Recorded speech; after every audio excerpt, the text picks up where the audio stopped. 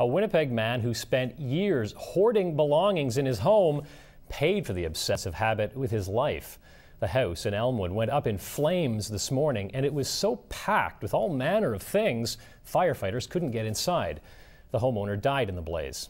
As Global's Lindsay Warner reports, people who hoard often don't recognize they have a problem. Until this morning, no one paid much attention to this wooden house on Talbot Avenue. I looked out my upper window and the flames were at the back, at the roof, probably like 10-15 feet in the air. It took hours for crews to battle a stubborn fire that claimed the life of a man no one really seemed to know.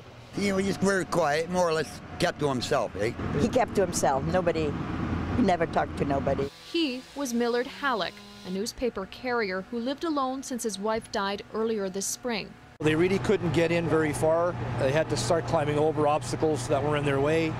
The crews that tried to get in through the back door couldn't make any entry at all.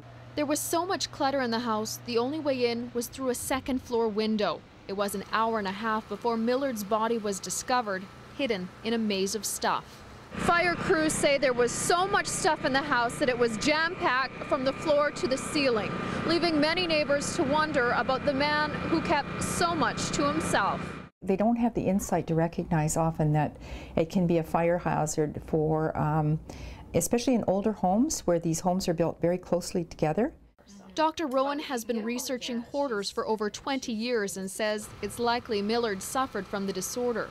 Documents show that a complaint was made in May of 2007 about the clutter in his yard. The city helped clean it up, and the problem was thought to be resolved.